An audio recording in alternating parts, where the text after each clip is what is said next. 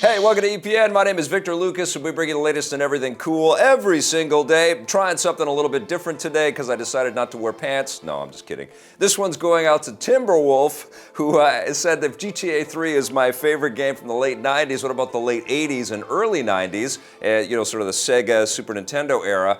And I wasn't a big PC gamer back then, but I did love the Genesis stuff and the Super Nintendo stuff, and obviously Sonic the Hedgehog. This is a tough question, by the way, Timberwolf. Sonic the Hedgehog was awesome, the old NHL series from EA. I loved Zelda, Link to the Past, of course. But I think if I have to pick one, might be Super Mario Kart, because my wife and I, she was just my girlfriend at the time, used to play that together all the time, and we loved that game.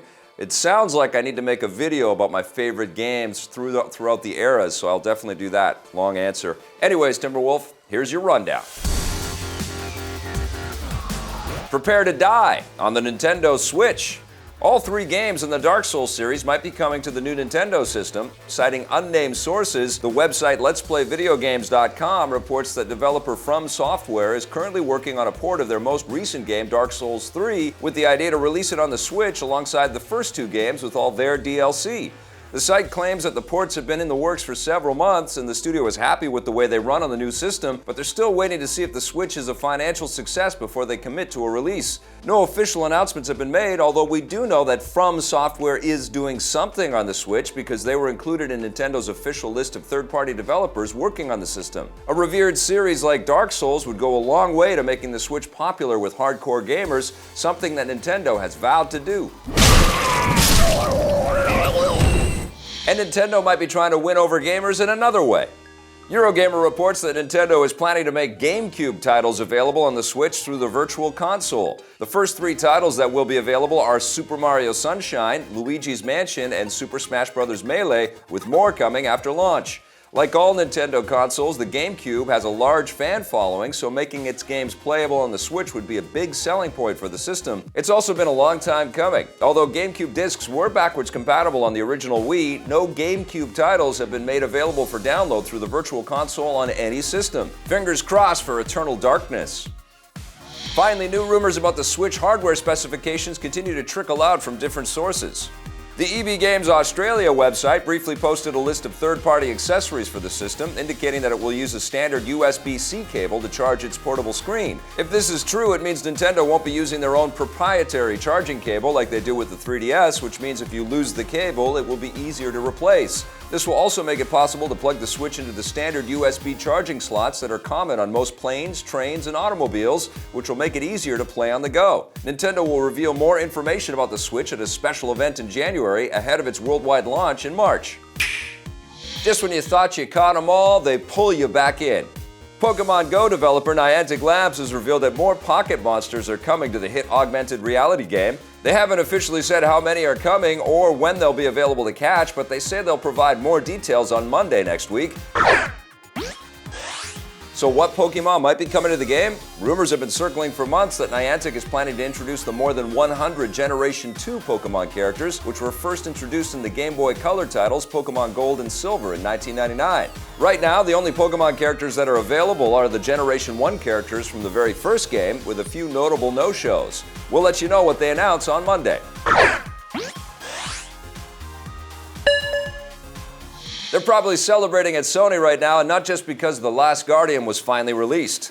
Sony has announced that as of yesterday, the PlayStation 4 has sold 50 million units worldwide. That figure includes the original launch model of the console, which first hit stores in 2013, as well as the more recent PS4 Slim and PS4 Pro, which just hit stores in September and November, respectively.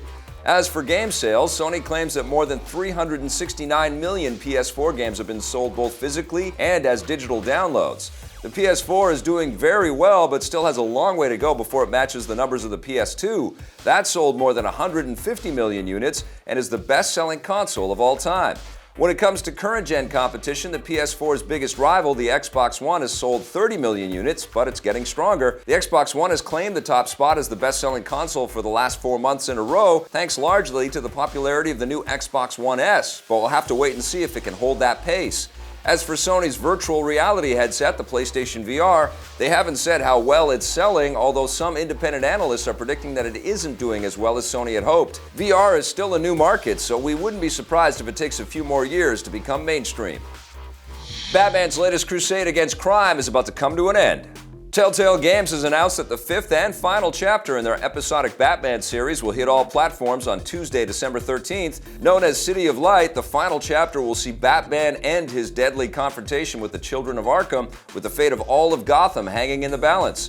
The episode will start in one of several very different ways, depending on what you did in the last chapters, and how it ends will be up to you as well. Now that Batman is almost finished, Telltale is working on several other big licensed projects, including their own Guardians of the Galaxy game with Marvel. That arrives next year. The Galactic Rebellion is expanding to the world's biggest country. The new Star Wars spin-off movie, Rogue One, has secured a wide release in China and will open in the country on January 6th, a few weeks after it's released in North America on December 16th. Give it to me. This is a big win for Disney, but it will be interesting to see how the film plays in China. The original Star Wars films were only officially released in the country for the first time last year, so the franchise is nowhere near as well known among Chinese audiences as it is in other countries. This might be why the last film, The Force Awakens, underperformed when it was released there earlier this year. It's also worth pointing out that the Chinese film censors might have a few problems with the film's themes, notably the idea of oppressed people rising up against a totalitarian government. Rebellions are built on hope. Despite the censorship, more and more big Hollywood movies have been getting released in China, with the country and its more than 1 billion people accounting for the world's second biggest film market, just behind the US. That's expected to change soon, with China on track to surpass the US and become the world's biggest film market in 2017 or 2018. And that wraps us up for the Rundown today. Thanks for watching, everybody. We'll be back again tomorrow with a brand new one. May the Force be with us. Hey, thanks for watching that video. Remember, we have tons of cool content on our channel, including a very in-depth review of The Last Guardian, which finally came out. Check that out, and remember, if you like our content, make sure you hit subscribe.